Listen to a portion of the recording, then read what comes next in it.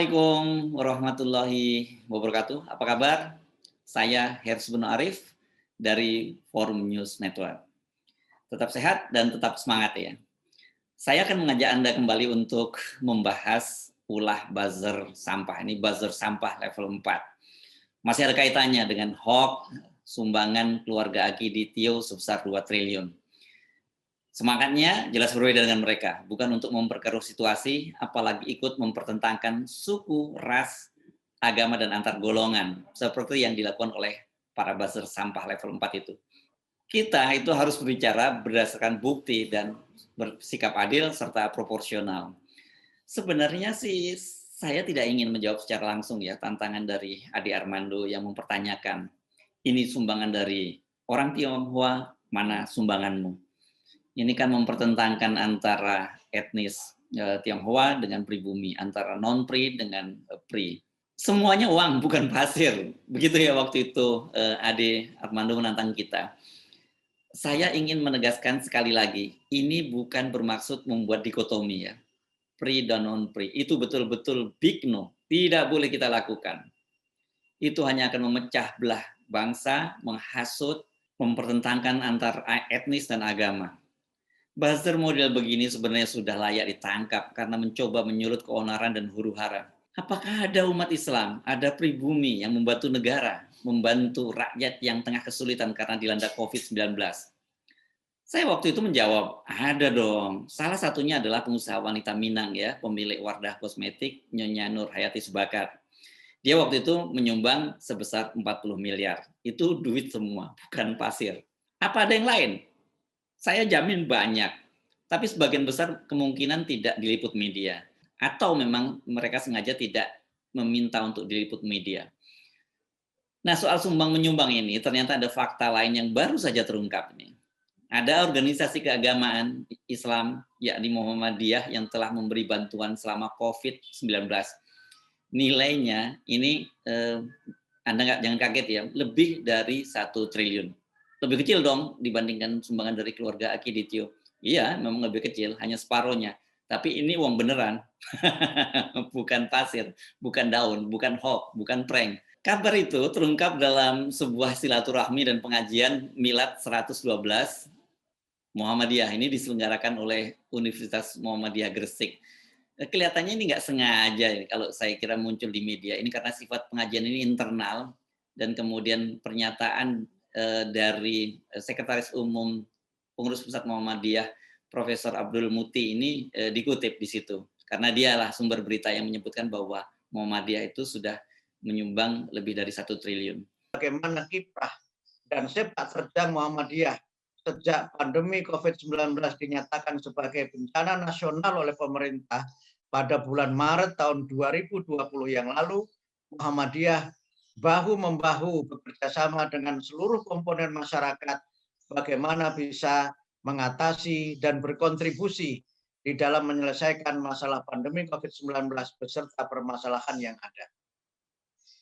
Alhamdulillah, tanpa bermaksud mengecilkan arti dan memberikan dimensi di mana Muhammadiyah bekerja sendiri, kami hanya ingin sedikit menyebut bagaimana Muhammadiyah sejak pandemi COVID-19 ini menurut laporan yang kami terima sudah melibatkan lebih dari 83 rumah sakit dari sekitar 116 rumah sakit Muhammadiyah yang cukup kuat, belum pelayanan-pelayanan melalui klinik-klinik Muhammadiyah, dan juga melibatkan lebih dari 75.000 relawan, baik dari kalangan tenaga kesehatan maupun relawan kemanusiaan dan relawan lain, terutama layanan sosial dan layanan keagamaan.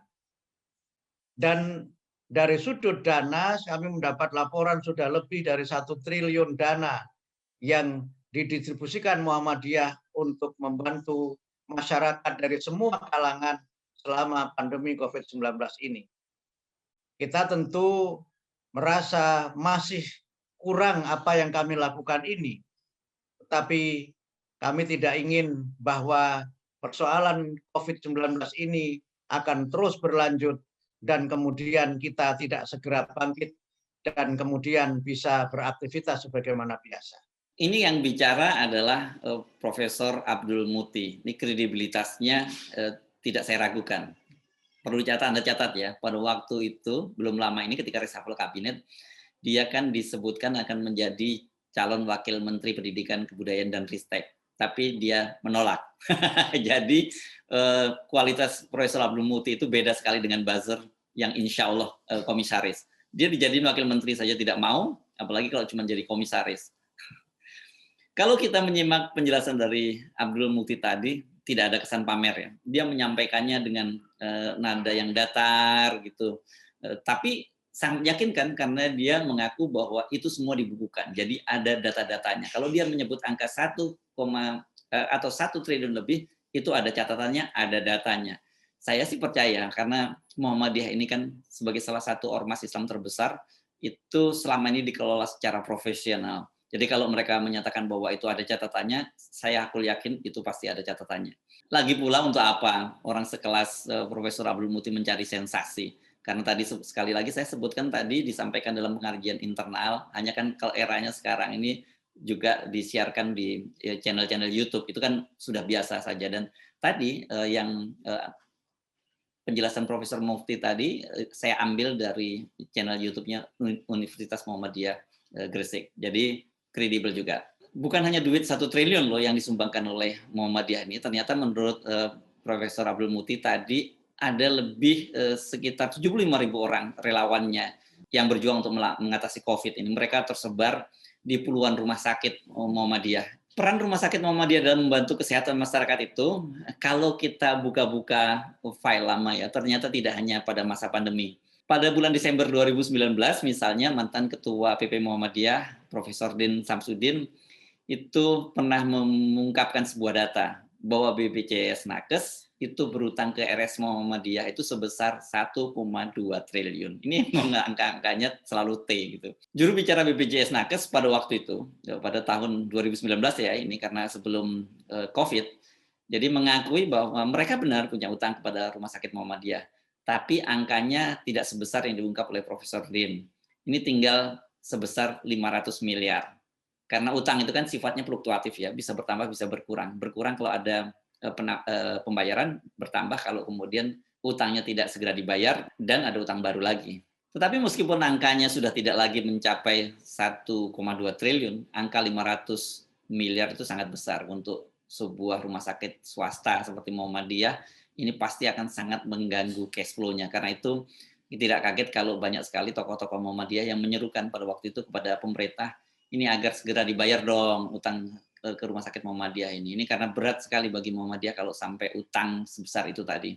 Bagaimana selama dengan pandemi ini? Pemerintah ternyata juga punya utang yang sangat besar ke Muhammadiyah. Angka pastinya nggak disebut. Ini kelihatannya menghindari sensasi atau dispute soal angka. Tapi jumlahnya dipastikan sangat besar, mencapai puluhan miliar rupiah. Nah, walaupun jumlahnya tidak sampai 500 atau ratusan miliar atau triliun, tapi dalam situasi COVID ini pasti utang yang puluhan miliar tadi akan menyulitkan Muhammadiyah. Apalagi mereka ini kan juga tengah berjibaku berperang melawan COVID-19.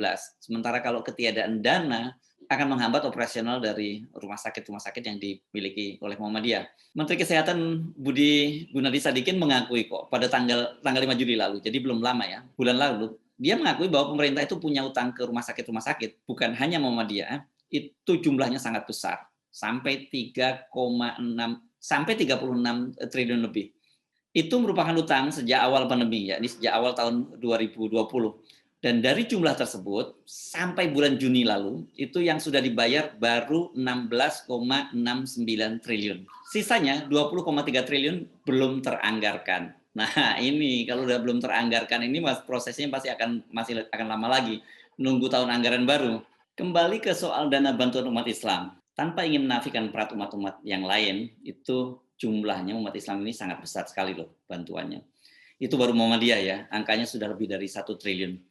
Belum lagi kalau kita hitung kontribusi dari NU, Al-Wasliyah, Persis, Al-Irsad, Al-Khairat, Mata'ul Anwar, Front Persaudaraan Islam, ini metamorfosa dari Front Pembela Islam, dan juga para kiai, para ustadz, dan juga perorangan, ini jumlahnya sangat-sangat besar.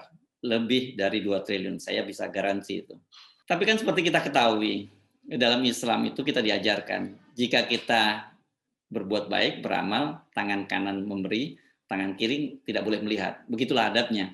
Kalau toh kemudian diumumkan ke publik, itu sifatnya agar memberi inspirasi ke pihak lain, berlomba-lomba dalam kebaikan. Bukan untuk pamer, dipuja-puji, apalagi cuma ngeprank. Yang sangat menyedihkan itu, sudah ngeprank, dipuja-puji setinggi langit, dan digunakan untuk memecah belah dan membentur-benturkan anak bangsa. Parahnya itu setelah ketahuan ngibul, ngeprank, ini para buzzer sampah level 4 ini bukannya minta maaf, dia malah menyerang lagi. Kali ini diserang Anies Baswedan. Ini kalau lihat pernyataannya dari Adi Armando, ini kan berkaitan dengan memilih pemimpin yang seiman.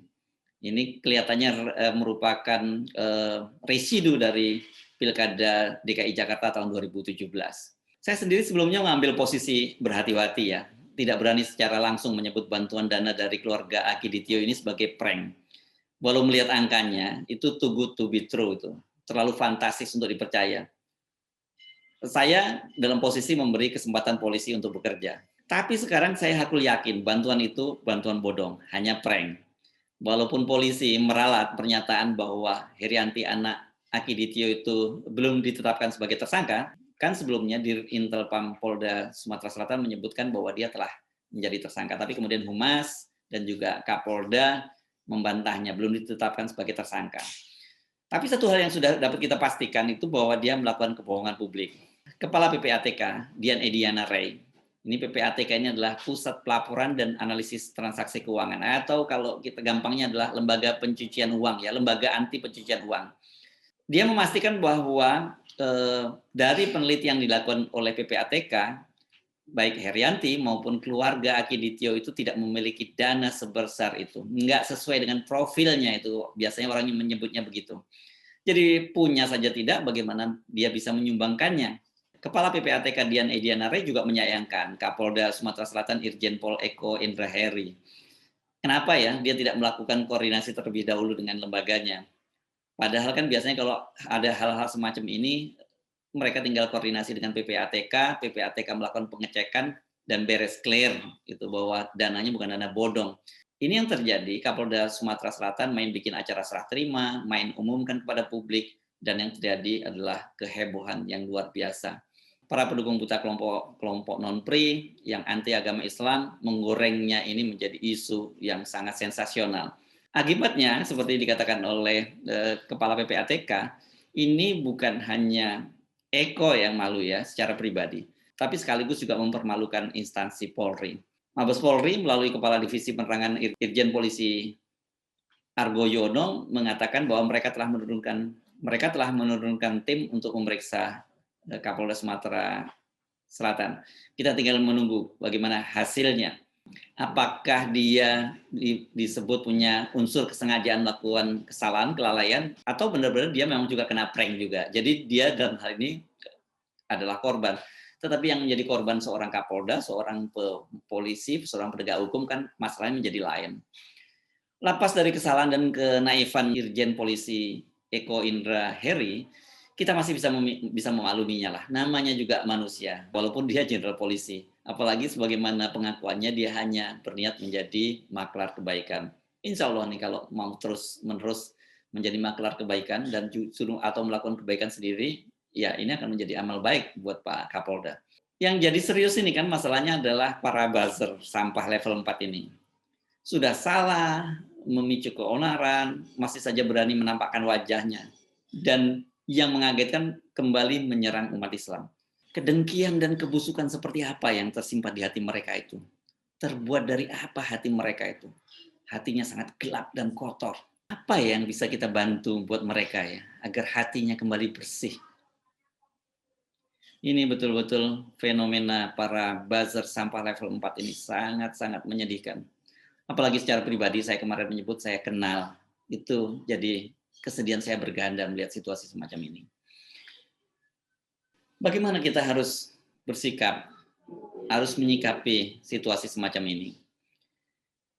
Saya hanya mengingatkan bahwa kita tidak boleh membalas kebusukan hati mereka ucapan yang busuk dari mereka dengan ucapan yang busuk yang sama. Karena status kita nanti akan terjatuh, terjerembab sama seperti mereka, sama dengan para buzzer sampah level 4 ini. Apapun keadaan negeri kita, tetaplah mencintai Indonesia. Berkontribusilah, sebarlah kebaikan.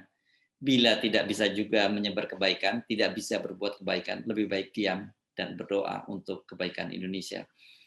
Saya Arsman Arif dari Forum News Network. Sampai berjumpa lagi. Assalamualaikum warahmatullahi wabarakatuh.